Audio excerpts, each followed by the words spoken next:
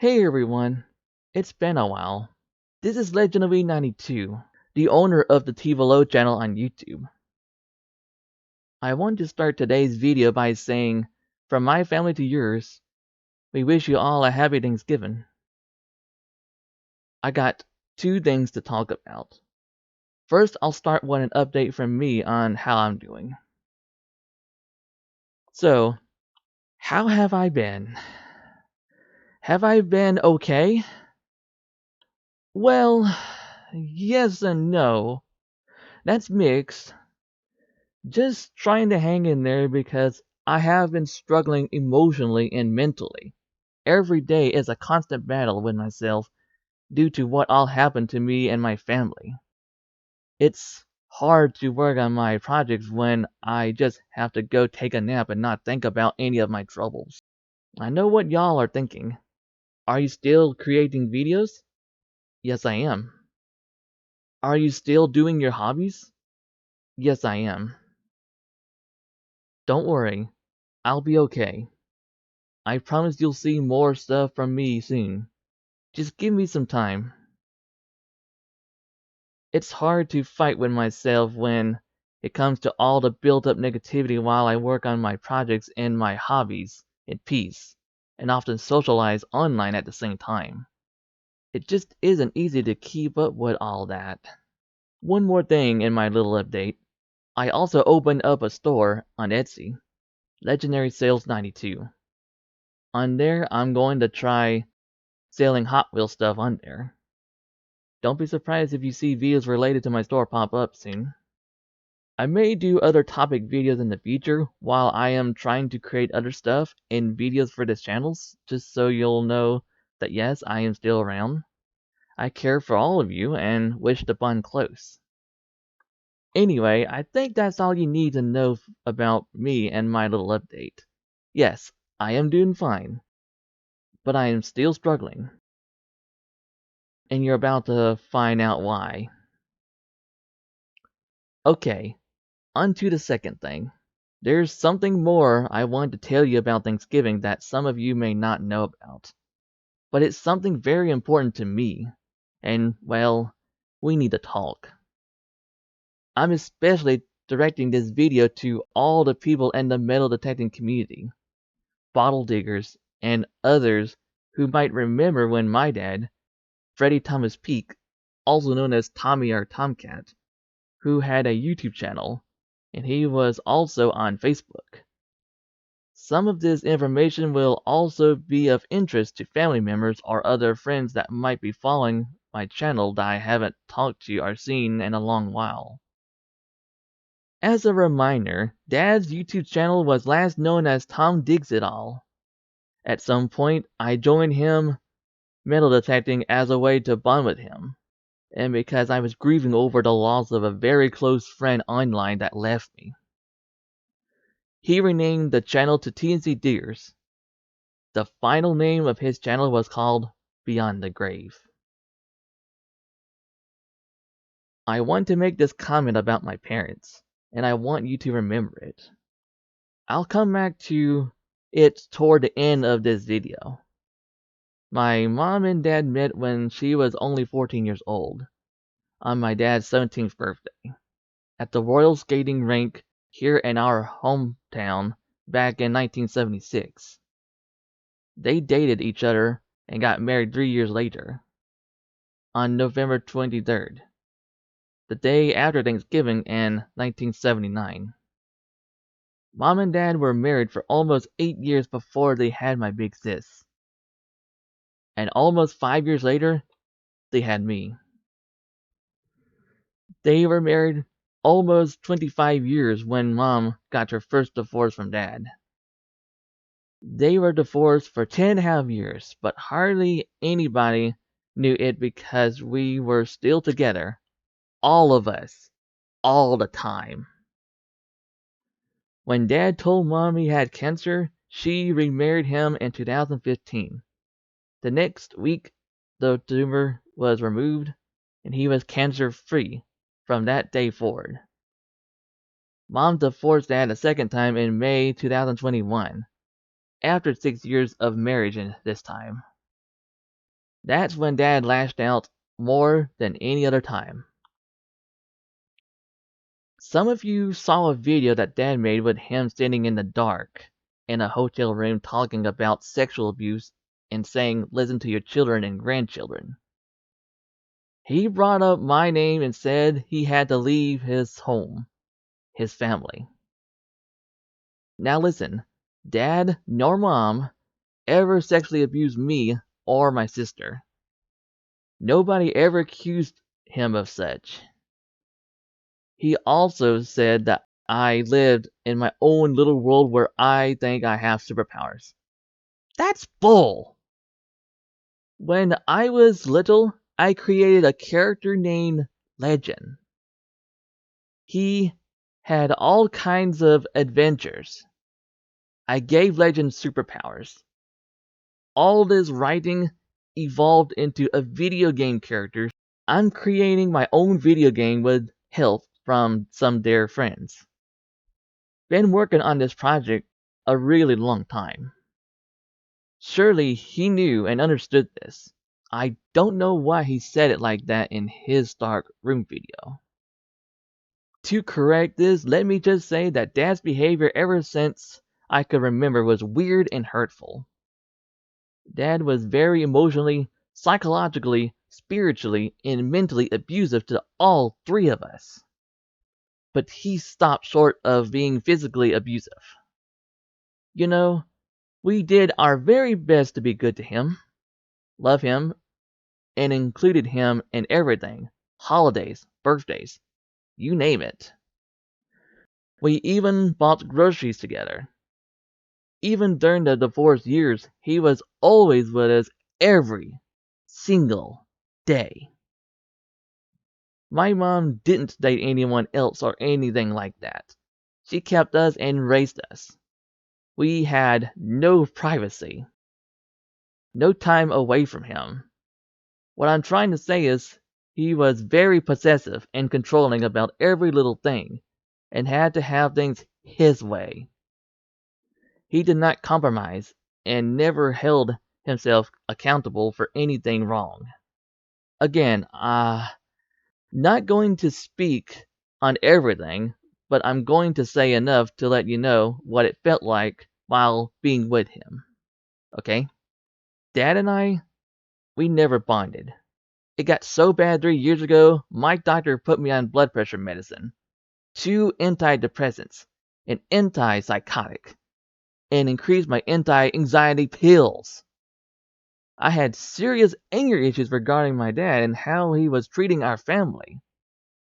It was a really toxic relationship he had with all three of us. But it was completely hidden from the rest of the world. Did we had some good times? Sure. But they were very few and far between. I rarely ever saw my dad behave like a regular normal person for his age. It was very confusing for me. Did Dad ever love us? I don't know. I know my mom loved him. She always forgave him and stood by him during sickness and medical appointments. Gave him so many second chances just to be a better person. She didn't badmouth him and told us to not be rude to him or talk back to him, and we did what she asked. Dad, however, did not believe that he should improve himself, and that included the idea that he should forgive others. And man, he held a grudge forever over the stupidest things. He also demanded to be forgiven without even changing his ways. We knew nobody would believe us regarding the way we lived with him, and didn't bother to tell anyone. Look, guys, if y'all were in our shoes, then you would believe the story. Because being there to experience it is different than hearing the story, okay? We would later learn that's a mistake when it comes to not telling anybody. We didn't have a choice but to tell when his behavior got so bad and he was threatening to kill himself. He moved out and began stalking us. constantly texting mom and sis and calling their cell phones. We would ask the police for help, but we were told it was a civil matter at the time while he was still married to my mom because he had not physically assaulted any of us. Let me just say here and now, you do not have to break any bones or leave bruises to abuse somebody. Our fear, our pain, and our suffering was real. And he was doing that to us 24/7. How is that okay? Anyway, the rules changed after the divorce was final. Even though he had set our shed on fire in the middle of the night during the day before the judge signed the divorce papers. Yes, that happened. He didn't go to jail for that. All that happened was his outrageous behavior just escalated. It's hard enough living with autism, but add to that all of the scary things Dad did. I'm telling you that there was always somebody awake in our house around the clock because he could not be trusted. The shed was full of our belongings, but none of his. He lost nothing in the fire. Dad did that as an act of revenge, as a way to get back at us, which I think is totally stupid and selfish. The shed was a huge 2-story wooden structure, and only 20 feet or so from the house. Thank goodness Sis was the one awake that night and spotted it, and called the fire department. We didn't have any security cameras up during that time. We had been using a webcam, my webcam for my Let's Plays that is, to record him, but it only worked during the daytime. It took Mom and Sis a whole year after the fire to find security cameras that would work with our slow Wi-Fi. By then, more things had changed for Dad. He was buying and selling vehicles, switching them up so we wouldn't recognize him during drive-bys at our house and stalking us. But Mom and Sis figured it out really quick though. Understand this, because of how toxic my dad's behavior was, all three of us stopped communicating with him during the separation. You just couldn't reason with him. Mom and Sis tried, so they stopped talking to him. It was called no contact. We were not doing anything to provoke him, but he just kept coming. And Mom and Sis saved every text he sent, but never answered him, not knowing that they would need those texts in a few months. The drive-by videos on the webcam needed those too. His stalking got bolder, and he confronted me in Walmart with my mom and Sis.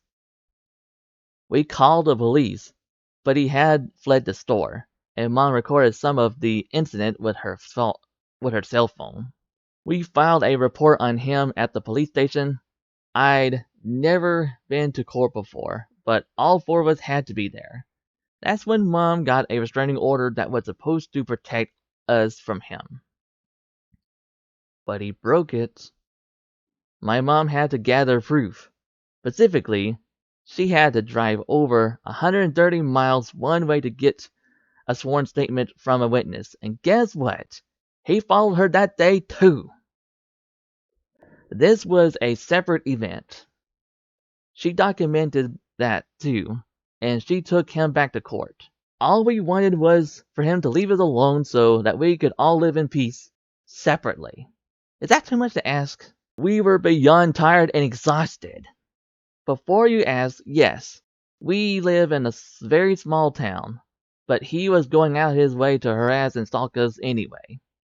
It was all so unnecessary. Sis and I didn't have to go to court on this one. Just Mom and Dad had to go before the judge. Dad spent the night in jail. The restraining order was good for 6 months. When it expired, they went back to court. She couldn't get it extended. He brought his lawyer, asked to have his guns returned. The judge agreed. Mom objected. He never should have been given his guns back. more issues occurred. If I named them all, this would turn into a movie instead of an update. But I will say that even after the restraining order expired, he continued to harass us. Even came to our house during a thunderstorm while we were under a tornado warning. How crazy is that? My mom and sis are certified storm spotters, and we have a weather radar so we knew what to do. But he came to our house in the middle of the warning sirens. He wouldn't leave. I called the police. He was shocked that I had learned how to do that. He told her she'd be sorry. By the time the police came, he had spawned away. We printed out screenshots and took them to the police department. I kid you not, while we were there making our reports, Dad suddenly shows up. They shut our door quickly and we could hear them talking loudly to him. Yes, he stalked us all the way to the police department. And the police officers made him leave. They really believed us now. Look, a lot of things happen, but all of you were lied to, including his siblings and friends. Like he would come to the front door and tell Mom he had prostate cancer. Not that he had thought he had it, or was worried he might have it. No, he has it. But goes on his Facebook page and declares he's cancer-free. While he was saying he couldn't wait to be free of the spider's web on Facebook, Dad had waited until the 60-day waiting period for the divorce complaint was up, then withdrew his consent for divorce. He was the one stalling it, but blaming it on Mom. Y'all were constantly being lied to, and so were we. Dad pretended on Facebook that he believed in God and prayer by saying, "God bless and please pray for his mother," when we learned in court Dad was an atheist. He scribbled in the Bible she gave him those years ago that God does not have your back, and stuff I can't repeat, and put it on our front porch as a reminder that we weren't safe for him. Mom never knew he was an atheist until then. One of the strangest things he did was, after the divorce, he texted Mom a message that she never really knew him, that he slept with 12 other women, and one of them gave him a son, who has 2 children, making him a grandpa. Now, we don't know if that's true, but he claimed it was in court, under oath, when questioned about it. Who knows, really? So, about the metal detecting. I was never the silver hound that he called me, because I didn't have the natural skills that he did, let alone being able to identify what is valuable. So, when we searched, he would find stuff and show it to me. Most of the time I agreed, even though deep down I could have found those myself. It was his idea to plant finds for me and record it. It was deceitful, and he knew it was dishonest, but he made it seem like it wouldn't hurt anything for me to just go along with it. Looking back at it now, I wish I hadn't agreed to that. I want to set the record straight, and make up for it, if I ever do any metal detecting in the future again. I'm sorry I misled you all in the metal detecting community. He was teaching me his bad habits. It was just recently that I told my mom about it and that I wanted to make this video to set the record straight. That's just how and who he was. I honestly don't know how many finds he faked. I want to mention digging with Deej, for sure. If she doesn't see this video, I hope someone from the community will let her know about this, because she reached out to me on Facebook, and I still don't know how she found me. I'm sorry, I apologize that I didn't answer you so soon when you messaged me wanting to know if my dad had died. You said you had missed the video. I didn't answer because I was busy dealing with him as he was very much still alive and enjoying the attention that he was getting from the funeral video that he made. You know, the one that he said goodbye to TNC Diggers and at the end said RIP. Not only he was still alive, but he read your comments to us and laughed about it, saying, "They all think I'm dead." I couldn't deal with it. I'm sorry. Look, nobody turned me against my dad. He did that all by himself. Same thing for my sis. In his words, he said, "You never knew me." Dad was living a double life.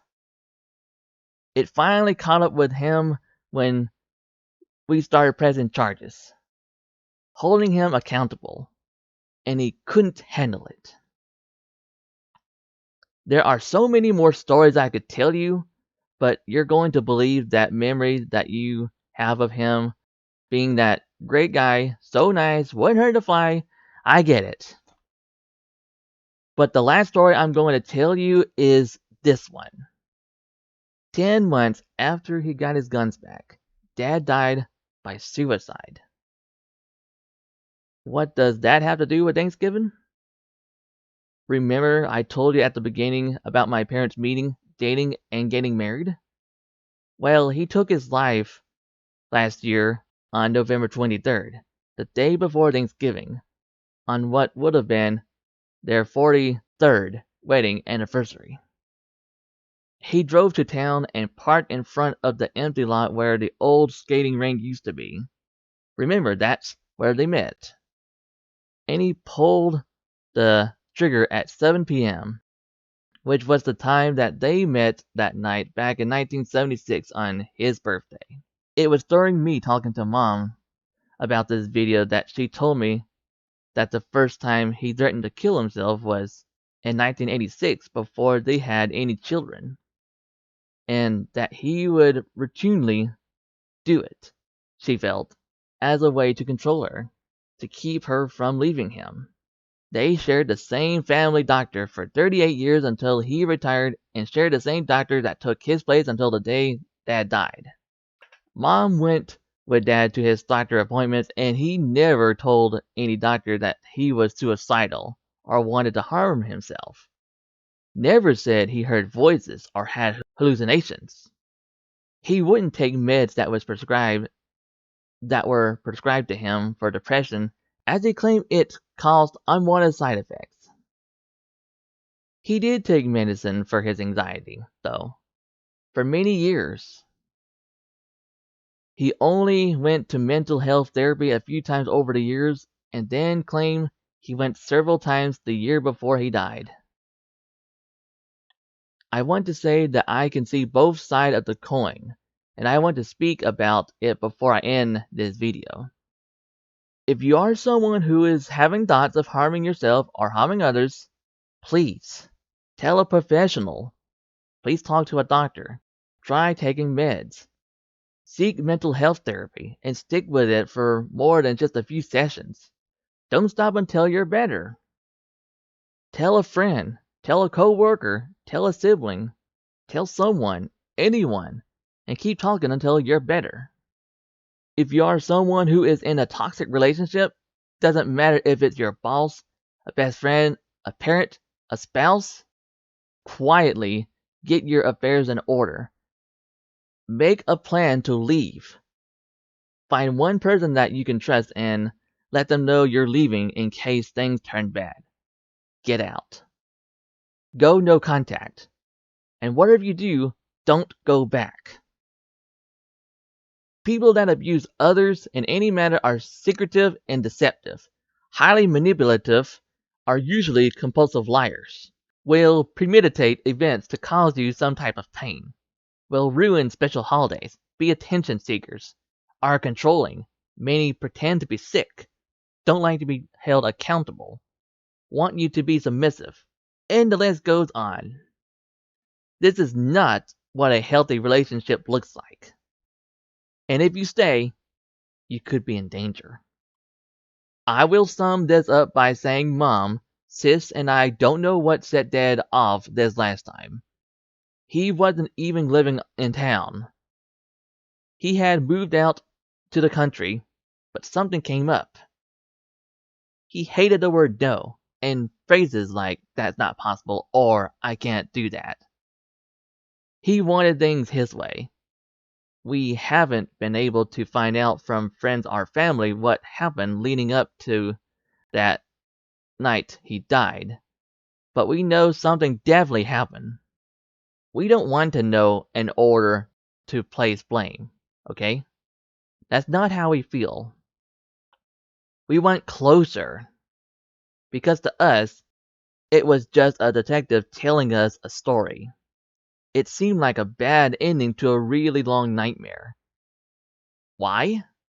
Because there was nobody to view, no funeral, no family to mourn with, no friends to talk to, no newspaper article or obituary.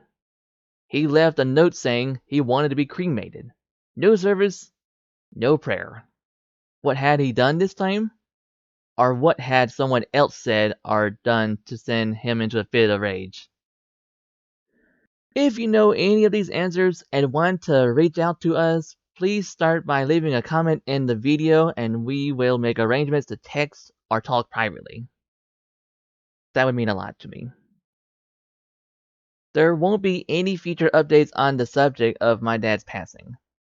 November 23rd falls on Thanksgiving. November 23rd falls on Thanksgiving Day this year. It will make 1 year ago he passed away. I want to apologize to every person he dragged into the 2 years of chaos before it all ended. You know who you are. And at the same time, I want to thank you for helping him get through just one more day. And I apologize if I sound angry and irritated. It's because this is very hard to talk about, okay? Also, I have many things to be thankful for, and I can't count all of my blessings. But I am most thankful for God, my family, and my friends. That's all I'm gonna say for now. Don't worry, I will heal up. I am tough. I will keep creating content on this YouTube channel, continue my hobbies like I want in peace, and socialize with y'all like I wish in peace. Take care, everyone. God bless. Stay safe and enjoy life.